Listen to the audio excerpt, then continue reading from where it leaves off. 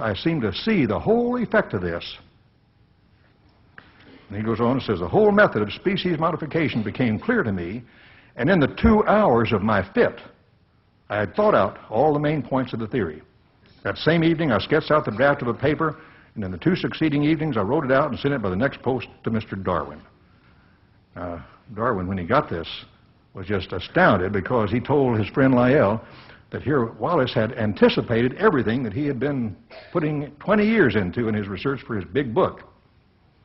So they had to come out with a book right away in order to have the priority. And so he never did publish his big book, and probably never would have published it all had it not been for Wallace sitting in this information that he had found the theory, not in 20 years of research among the leading scientists in England, but in 2 hours of a fit in Malaysia jungles. Loren Eiseley, the great historian of science, in his article on Wallace, says this: a man pursuing birds of paradise in a remote jungle did not yet know that he had forced the world's most reluctant author to disgorge his hoarded volume, or that the whole of Western thought was about to be swung into a new channel because a man in a fever had felt a moment of strange radiance.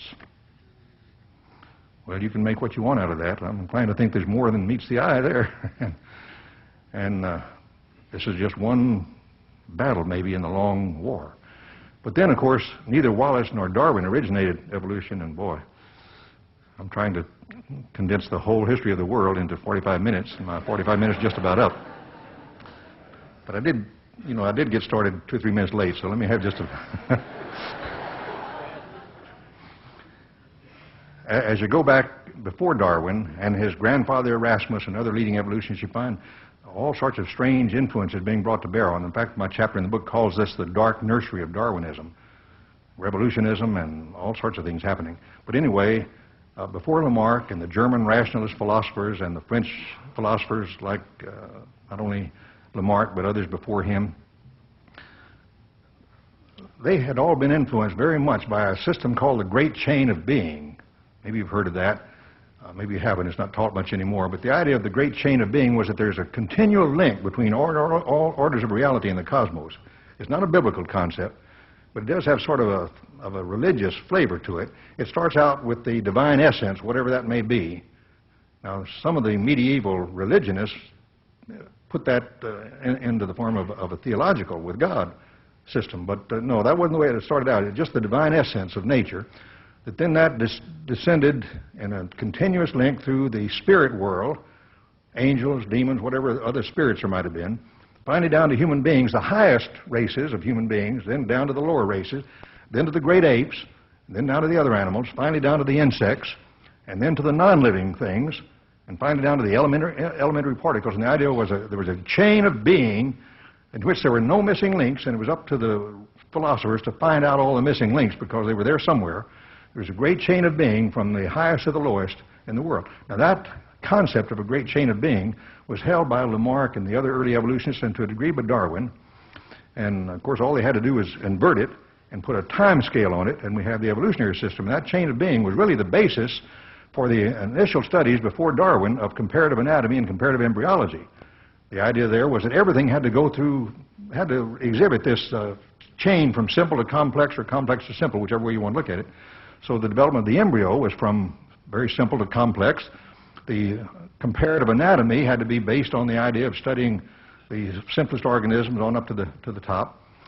And finally, when it came time to develop a geological time scale, that was done because there's no place in the world where the standard geological column is ever found except in the textbook. So it was developed by knowing that the simple forms of life had to be early in the chain of being and the more complex forms of life later, and that was just sort of imposed on the study of paleontology and then finally built up into our standard time scale. So the recapitulation theory, the geological column, the idea of races being inferior and superior and so forth, and the idea of human beings developing and not having fully developed and therefore still having psychological hang-ups, all of these things were based on this idea of the great chain of being. And where did that come from? That didn't come from the Bible, obviously. It came from the ancient philosophers, probably from Plato, but it became more prominently expressed among the Neoplatonists, Plotinus and others, after the time of Christ. And here I don't have time at all, but philosophy, that had its renaissance during the Renaissance period, and it was ancient Greek philosophy with the chain of being and the idea of evolution, because all of these ancient Greek philosophers, without exception, were non-creationists. They did not believe there was a personal creator God who created the universe. They all believed that the universe was the ultimate reality again and gradually expressed itself in terms of the chain of being. Now, Paul dealt with some of them. You remember about the Epicureans and the Stoics in the Acts chapter 17. The Epicureans were atheists. The Stoics were pantheists. The Gnostics, there was a lot of different varieties of Gnostics, but they were all pantheists. And they tried to mix Christianity with it, although it antedated Christianity. And you can take it on back through Plato and Socrates, and then to the pre-Socratic philosophers back in Miletus, 600 B.C. or so in Greece. And then there were men like Thales and Anaximander and Anaximenes and Leucippus and Democritus and others that developed the materialistic philosophy and the evolutionary system, which was prominent then in Greece and then later in Rome. And so you can trace this back at least to 600 B.C., and all of these were evolutionists. See, evolution isn't a modern idea at all. Well, about 3 more minutes. I gotta show you where it's all going to come out. Where did the Greeks get it? Well, according to Milton Munich, professor of philosophy of science at New York University and one of the greatest authorities in the history of science, and I think others would say the same thing, he says, Anaximander reinterprets while at the same time retaining basically the same pattern of cosmogonical development that is to be found in the Babylonian myth, as this had already been partly transformed in the Greek version of Hesiod's Theogony. Now, Homer and Hesiod, with their polytheistic system of gods and goddesses and so forth, really polytheism is just a form of pantheism. Pantheism is the all-God, and then it expresses the god of fire and the god of thunder and the goddess of the river and so forth, the forces of nature personified, representing the all-God, which is the whole cosmic consciousness, or Mother Earth, Gaia, Mother Nature, that sort of thing. Now, they got this, he says, from Babylon, and now you have to think of the Bible, because the Bible says that Babylon, the Great, is the mother of harlots and abominations of the earth.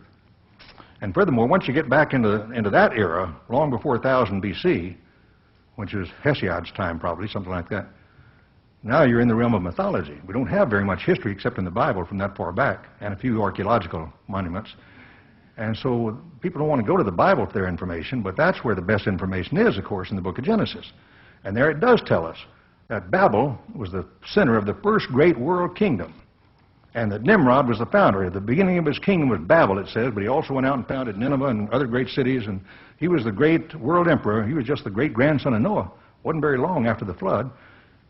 Might have been 100 or more years or so, but enough time to build a fairly good population. And instead of going out and filling the earth like God had told them to do, they wanted to make a name for themselves, and so they decided to build a great city and a great tower, not to reach unto heaven, but dedicated to heaven, to the host of heaven, to the angels, to the stars. And the stars and the angels are apparently almost, not quite, but almost synonymous in the Bible. Stars are called angels, and angels are called stars frequently, and because evidently the realm of the heavens, where the stars are, is also where the angels are. At any rate, this was dedicated to the host of heaven, probably had at the apex a great shrine with the zodiac symbols and so forth, dedicated to that, and all under the leadership of Nimrod. And because of that, a great event had to take place there. God had to come down and confuse their languages and scatter them on the face of the earth. Now they couldn't talk to each other anymore, so each little family group had to be isolated and segregated and live by themselves for a while, so they had to develop a hunting and gathering culture for a little while and inbreed for a while. And so now the general genetic characteristics, which express themselves dominantly in the big population, now the recessive characteristics in the little population could be expressed, and so each little family group developed its own tribal characteristics, not racial characteristics. People think of that as being the origin of the races. No. There's no such thing as a race in the Bible. That's an evolutionary idea. God is made of one blood. All nations are meant to dwell on the face of the earth, as far as the Bible is concerned. So these are not races. There's only one race. That's the human race, biblically speaking. We're all descended from Noah and from Adam. At any rate, the little family groups that developed into nations, some of them became extinct like the Neanderthals, others developed into great kingdoms like Egypt and Samaria and so on. But that's where the different characteristics of the nations came from, too. I'm sorry. Where did Nimrod get it? Well, now if you go into the Babylonian Genesis or the Egyptian Genesis, or you can go into the cosmogonies of many, many other nations around the world, and you'll find a rather